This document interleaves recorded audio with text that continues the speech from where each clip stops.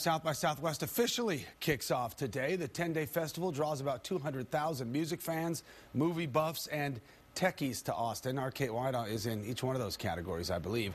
Getting ready for all of it live downtown. Some highlights happening today. You know what, Kate, people get up this early. They expected to see you going around on that carousel. I don't know what happened. I was on it for the... You got on it, but it wasn't moving. It wasn't moving, was it? Well, they're still charging it, so that's why... Put a quarter in that thing and let's see it work. I'll let them know that, Chris. Okay. Well, you know what? This morning we're actually at 3rd and Congress, and this is actually the GE charging station. Chances are when you're walking around, your phone may die because you're going to be using it a lot. You can come up here, charge the phone, and then take a carousel ride. This is what Chris is talking about over here while you wait. And it's just kind of a fun thing. And, of course, the kids can come down here and take a ride as well. 3rd and Congress is where this is located. Now, over at the Convention Center, today kicks off 5 days of interactive events. This is the one aspect of the festival that has grown by leaps and bounds every single year. There's always groundbreaking technology that is launched during this festival. Several years ago, Twitter became the hot new thing because of South by.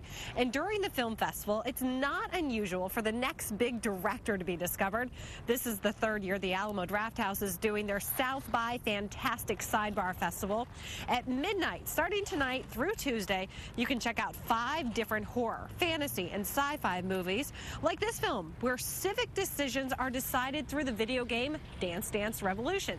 Now, last year, Tim League, the founder of the Alamo Drafthouse, brought in a movie called Monsters, which was purchased by a studio right after it premiered.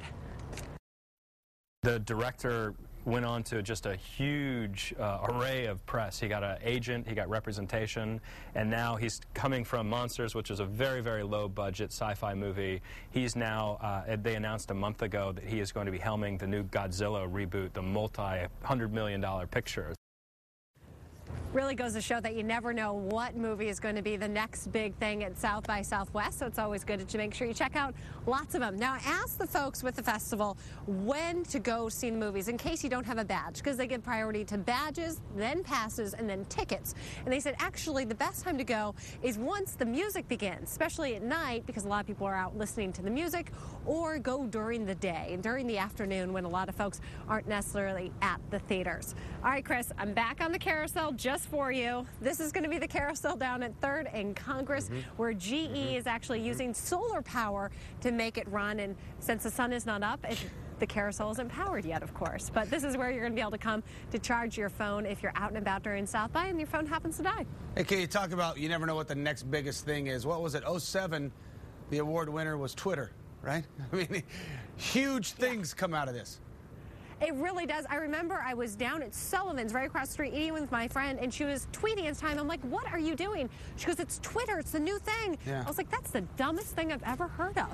And then, of course, I was wrong, and it turned out to be the biggest thing ever. You know what? And we marked it down, too. That was the first time you were wrong since, I think, 87, wasn't it?